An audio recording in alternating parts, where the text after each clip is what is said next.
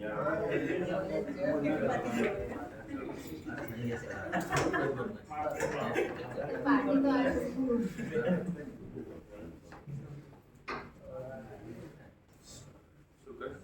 Morning.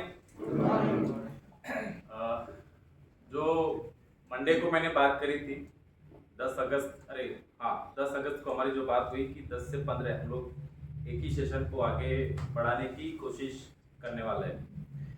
तो Monday तो हमने देख लिया 1857 से लेके 1947 तक के कौन सी ये स्वातंत्र्य संग्राम हुआ, कौन कौन से क्रांतिकारी थे और बाकी भी लोग थे जिन लोगों ने एक कंट्रीब्यूट किया अपने देश को आज़ाद कराने के लिए।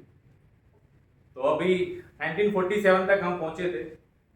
कल भी हमने देखा कि 47 में आज़ाद होने के बाद जो बंटवारा हुआ वो भी हमने थोड़ा थोड़ा देख लिया। अब वहीं से शुरू करते हैं आगे की कहानी, ठीक है। वो एक नारा है ना, इनकिलाब। ये इनकिलाब क्या है? Revolution, long live revolution.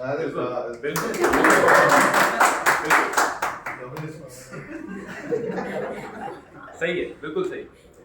तो आजाद हो गए थे हम लोग और उसके बाद जैसे मैंने लास्ट में बताया था कि बाबा साहेब अम्बेडकर ने अपना संविधान रचा था और 1950 26 जनवरी हमने उस बंधारण को अपनाया और भारत एक लोकतांत्रिक देश बना। और इन 2.5 साल के बीच में जो हमने लास्ट डिस्कस किया था कि जो भी रजवाड़े थे 500-600 के आसपास उनको एक किया और फिर आखिर में 1950 को बंधारण अमल में आया और हम एक प्रजासत्ताक देश के रूप में घोषित हुए। उस टाइम पे जवाहरलाल नेहरू जी 1947 को आज़ाद हुआ तो देश को चलाने के लिए देश की कमान उनको हमारे नेताओं और क्रांतिवीरों ने दी थी। लेकिन 1950 के बाद देश में इलेक्शन धीरे धीरे होना शुरू हुआ और उस टाइम पे फिर से जवाहरलाल नेहरू जी 1952 में लोगों ने उनको फिर से प्रधानमंत्री चुना और हम लोग आगे बढ़े। उसके बाद से एक दशक में क्या हुआ कि मंत्रिमंडल ने एक आयोजन पंच की स्थापना की कि भाई अब हम स्वतंत्र तो हो गए, अब देश के विकास के लिए हमें क्या करना चाहिए। तो उस 10 सालों में जो हम नाम सुनते हैं पंचवर्षीय योजनाएं, वो पंचवर्षीय योजनाएं तब से अमल में आई। जैसे कि वो पंचवर्षीय योजनाओं में हम मान लें कि IIT उस टाइम पे उसकी स्थापना हुई। उस टाइम पे ये पाखड़ा नंगल डैम या दामोदर वैली वहां से कंस्ट्रक्शन होना शुरू किया। तो वो सारी चीजें वहीं से शुरू हुई। उसके एक शतक के बाद 1960 से 70 की बात करते हैं। उस टाइम पे लाल बहादुर शास्त्री जी थे, वो 10 साल हो गए थे, हम लोगों ने प्रोजेक्ट शुरू कर दिए लेकिन फिर भी देश में खाने पीने तक की भी समस्याएं थी। लाल बहादुर शास्त्री जी के टाइम पे उनको एक प्रवचन में बोलना पड़ा था कि उनको एक अपील करनी पड़ी थी देश को कि भाई लोग हफ्ते में एक बार उपवास करें, जितना जरूर है उतना ही खाना खाएं।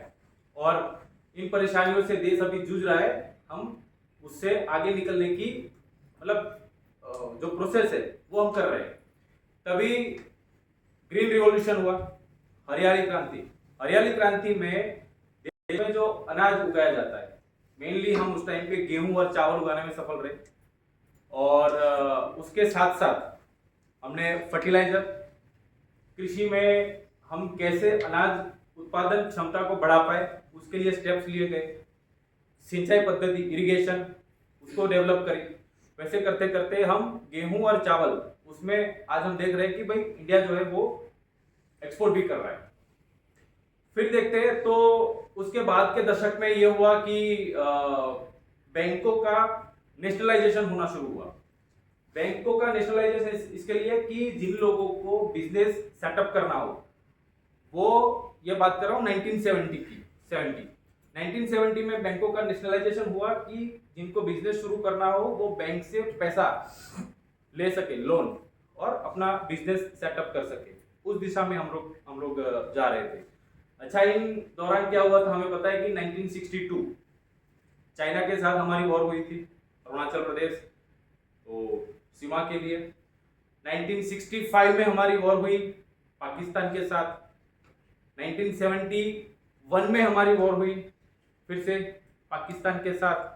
ये सब भी चला, चलते चलते 1977 जिसमें मतलब देश अब देखिए कि आगे भी बढ़ रहा है, मुसीबतें भी आ रही है, गिर भी रहा है, संभल भी रहा है। जो जो क्रांतिकारी थे उन्होंने देश को आजाद करवाया, और जो जो देश के विकास में जो नेताजी थे उन लोगों ने अपने नेतृत्व में देश को आगे बढ़ाने के लिए स्टेप लिए।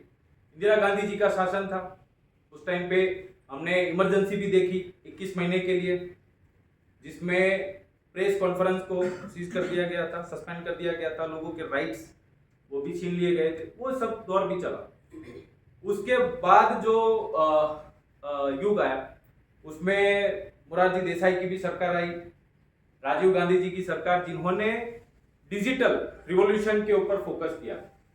अच्छा, मैं एक चीज और बोल रहा हूं, लाल बहादुर शास्त्री जी के टाइम पे 1970 में श्वेत क्रांति, व्हाइट रिवॉल्यूशन, और उसी टाइम अमूल की भी स्थापना हुई। और हम लोग जैसे उस टाइम पे अनाज के लिए हमने स्टेप्स लिए थे, यहाँ पे डेयरी उद्योग को भी हमने बढ़ाया, और आज हम बोल सकते हैं कि दूध उत्पादन में भारत आज टॉप पर है। उसके बाद जो राजीव गांधी जी की बात करें, उन्होंने डिजिटल क्रांति आई, उस टाइम पे telecommunication, information and technology, digitalisation के ऊपर उन्होंने फोकस किया। अच्छा, इन दौरान मैं आपको ये बता दूं कि उस टाइम पे हमने 1963 में रॉकेट लॉन्चिंग हमने शुरू कर दिया था।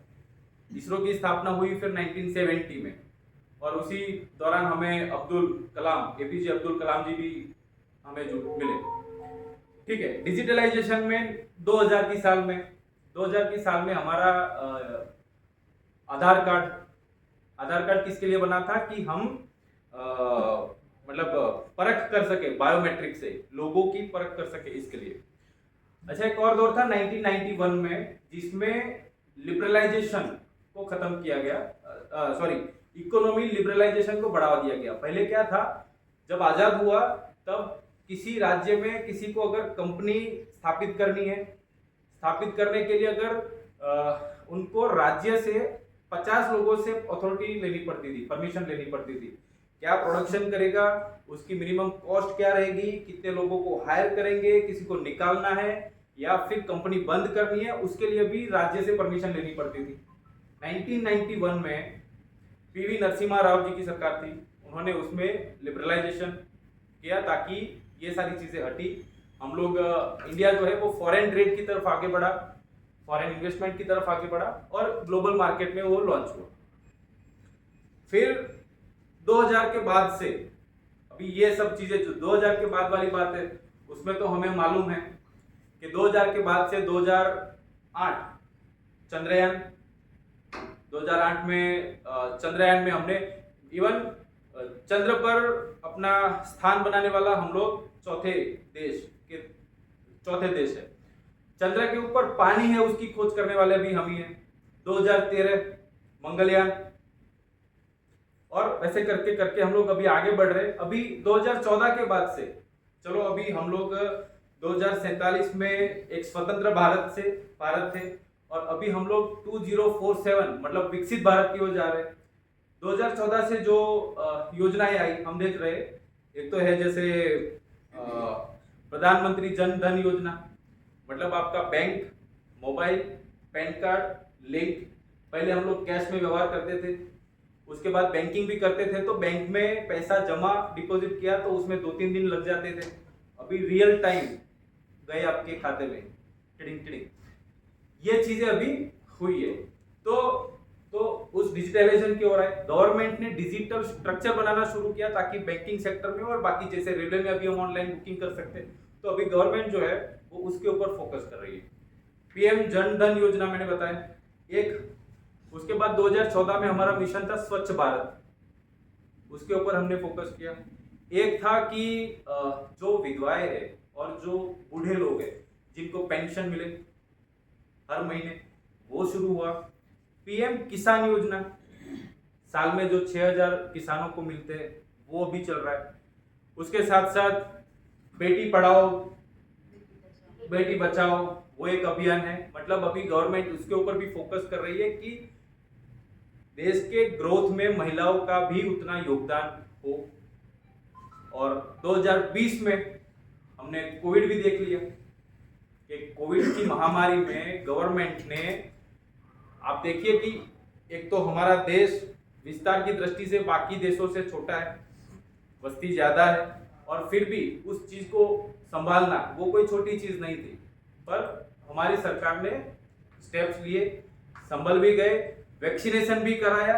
हमें उसने बाहर के देशों में भी अपना वैक्सीन भेजा और उनको भी मदद करी।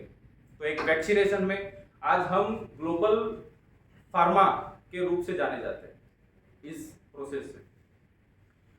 और उसके साथ साथ अभी जैसे ईरान और अमेरिका का जो युद्ध चल रहा है, इंडिया अभी एक न्यूट्रल स्टैंड लेकर के वो अपने स्टेप्स धीरे धीरे करके आगे बढ़ा रहा है। ग्लोबल में हम किस तरीके से, वो आप सब अभी आज की तारीख में हम लोग 2047 में कौन से स्टेज पर थे और अभी 2026 में क्या है, और अभी हम लोग जो गवर्नमेंट टारगेट कर रही है 2047, जिसमें हम लोग आज जो 3-4 ट्रिलियन की इकोनॉमी पर पे है, उनका टारगेट है कि अभी हम लोग 30 से 40 ट्रिलियन तक पर पहुंचे।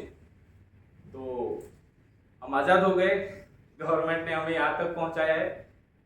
हमें क्या करना है, बस हमें अपना जो भी कंट्रीब्यूशन देश के लिए हम कर सकते हैं वो हमें करना है। Thank you. कोई कुछ ऐड करेगा?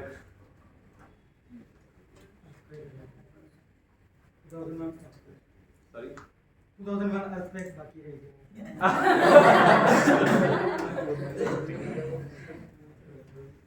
Thank you.